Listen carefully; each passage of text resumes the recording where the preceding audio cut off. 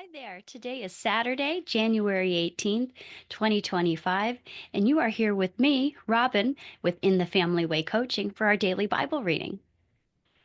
I am so excited to be here with you today. Today we have a couple of things. Today we are going to finish the book of Genesis, and that is no small accomplishment. There are 66 books in the Bible, and we are going to finish the very first one, and we're not even done with our first month. So I want to congratulate everybody on their daily commitment to read the Bible with me every day and on your accomplishment of finishing the entire book of Genesis today. So good job. The next thing I want to just briefly mention for anybody who was viewing my afterthoughts video, I wanted to provide an update just very quickly. I mentioned on the video that I was finishing it at 9:45 p.m. And it took me some time to get it uploaded and everything with the description and whatnot. And by the time I got to bed, it was close to midnight. And then I am always just refreshing my emails so I can keep that clear. And in my email box, I had dated timestamp 10:19 p.m. An email from our company where I work saying that they had completed their process and I was found not to have violated any policies. So I just wanted to tell you, I felt so relieved. And I wanted to tell you that God is so good because then at that moment, I felt like uh, Abraham when he put Isaac on the altar. I know that I wasn't, ready to sacrifice a person there, but that is the way I felt. I felt that that was the application in my life because uh, this was a video that I had been wanting to do, and I felt like it had direct relation to my obedience to put the video out there and to do what he wanted me to do what God wanted me to do in sharing what I was going through that made me feel so connected to what we were reading in the story of Genesis. So there I felt like as soon as I had put it out there, God said, and now I know that you will obey me because, I was a little bit hesitant to put out a video mentioning um, my behavior and difficulty with my disagreement with my husband because it's a little personal. And, but I felt like it was important because it was so relevant and it was true and it was applicable for what was going on with our stories to dealing with Joseph and his little bit of getting back at his brothers. That was the direct application for that.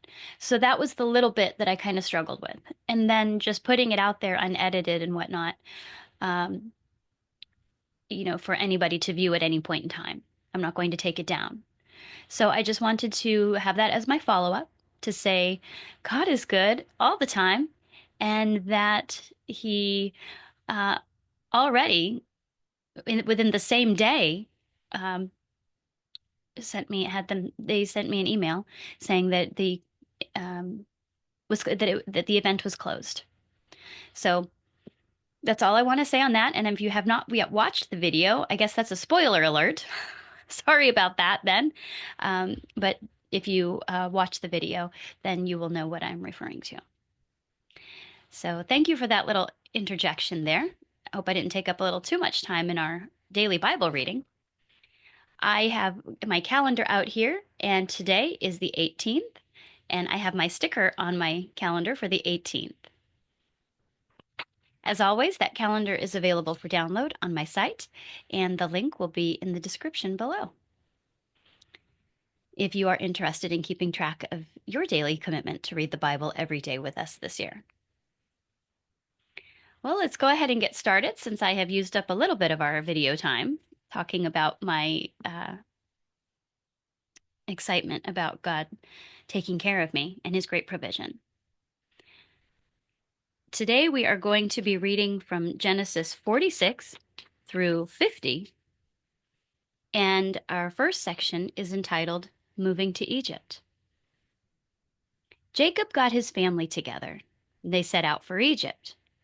One night on their trip, God called, "Jacob." "I'm here," said Jacob.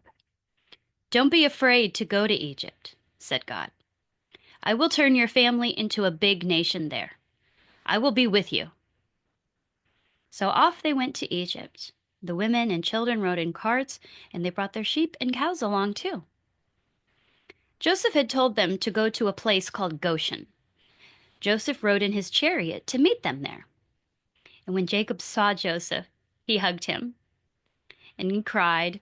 "Now I can die in peace," Jacob said. "I know that you are alive." Then Joseph spoke to his brothers. "I'm going to talk to the king about you. He will ask you what kind of work you do. Tell him that you take care of sheep. That way he will let you live in Goshen. The people of Egypt do not like sheep farmers." So Joseph took 5 of his brothers to see the king. And the king asked, "What kind of work do you do?" "We take care of sheep," they said. "We would like to live in Goshen." The king told Joseph, "Give your family the best land in Egypt. Let them live in Goshen. Maybe some of your brothers are very good with sheep, and so you can put them in charge of my sheep too."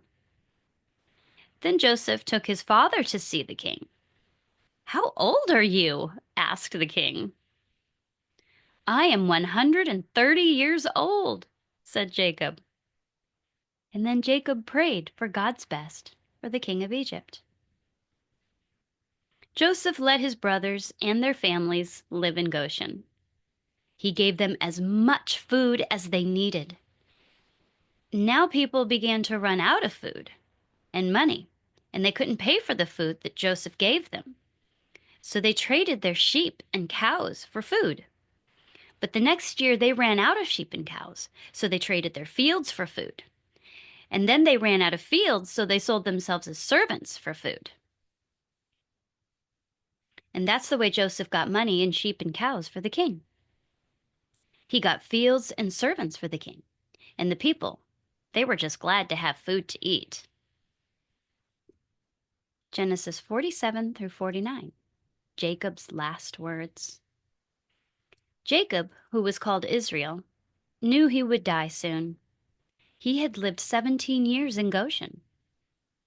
He was 147 years old. He called for Joseph. "Promise you won't make my grave in Egypt," he said. "When I die, take my body back to Canaan." "All right," said Joseph, and he promised.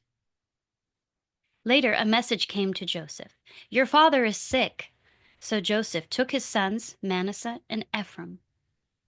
And Jacob heard that Joseph was there, so he sat up in his bed, and he told Joseph about God's promise. "God told me he would make my family into a big nation. He told me he'd give me the land of Canaan. You and your sons are part of my family, so your sons will have a part of Canaan too." Now Jacob could hardly see, but he saw that someone was with Joseph. "Who is with you?" he asked. "These are my sons, Ephraim and Manasseh," said Joseph. "I want to pray for God's best for each of them," said Jacob. So Joseph brought them close to Jacob, and Jacob hugged and kissed them. "I never thought I'd see you again," he told Joseph, "and now I have even seen your children." Jacob put his right hand on Ephraim's head, and he put his left hand on Manasseh's head. Then he prayed for them. "God was my shepherd all my life. He was the angel who kept me safe. I pray that he will do good things for these boys. I pray that he will make their families great." And then Jacob called for all of his sons. "Come close around me," he said. "Reuben, you were the strongest, but you are like waves of water. You will not be the strongest anymore. Simeon and Levi, your tools are swords. You killed men because of your anger. You will go here and there in the land. Judah, you are like a lion cub. Kings will come from your family. Your brothers will say good things about you. Zebulun, You will live by the sea, and you will be a place where ships stay, and ships will be safe there. Issachar, you are like a lazy donkey. It likes to lie down between the packs, and you will work for other people. Dan, you are like a snake by the road. It bites at the heels of the horses, and it makes the rider fall. Gad, robbers will fight with you, but you will fight them back. Asher, your food will be the best. It will be good enough for a king's table. Naphtali, you are like a deer that runs free. It has pretty fawns. Joseph, you are like a tree with lots of fruit. I pray for God's goodness for you. It's greater than the goodness of the old mountains. You are the prince of my sons. You have stayed strong with God's help. Benjamin, you are like a wolf that catches its food. And this is how Jacob, called Israel, prayed for his 12 sons. Now the families of Jacob's sons go by these 12 names. These are the family groups, or 12 tribes of Israel. Then Jacob told them, I'm going to die soon. Make a place for my body in Canaan. Use the cave, the same cave where Abraham and Sarah's bodies are. And that's where Isaac and Rebekah's bodies are too. And that's where Leah's body is. After this, Jacob, who was called Israel, pulled his feet into his bed, and then he died.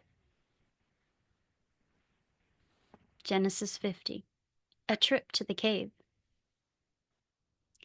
Joseph cried when his father died. Then he talked to the king. My father made me promise to take his body back to Canaan, so let me take his body to a cave there, and then I will come back. Go ahead, said the king. Keep your promise. So Joseph went back to Canaan, and the leaders of Egypt went with him. Joseph's brothers went too. But they left their children, sheep, and cows in Goshen. They stopped at a place near the Jordan River, and there they had 7 days of crying. The people who lived nearby saw all the crying, and they said, This is a sad time for Egypt's people. Jacob's sons put his body in a cave, and it was where Abraham's and Sarah's bodies were. Then they all went back to Egypt. Now Joseph's brothers were afraid. They said, Joseph might still be angry with us, and it's all because we sold him many years ago. So they sent Joseph a message. Before our father died, he told us something. He said, we should tell you to forgive us. So we ask you to forgive us. Now Joseph cried when he heard the message. Then Joseph's brothers came and bowed to him. We will be your servants, they said. But Joseph was kind to them and said, Don't be afraid. You meant to hurt me, but God planned for good things to come from it. Many lives have been saved because of what happened. So don't be afraid. I will take care of you and your families. Joseph lived for 110 years. He even had great-grandchildren. And before he died, he called his brothers. Promise me something, he said. When you leave Egypt, take my bones with you. And they promised. Sometime later, Joseph died. And that is not only the end of our reading for today, but it is the end of Genesis for us today.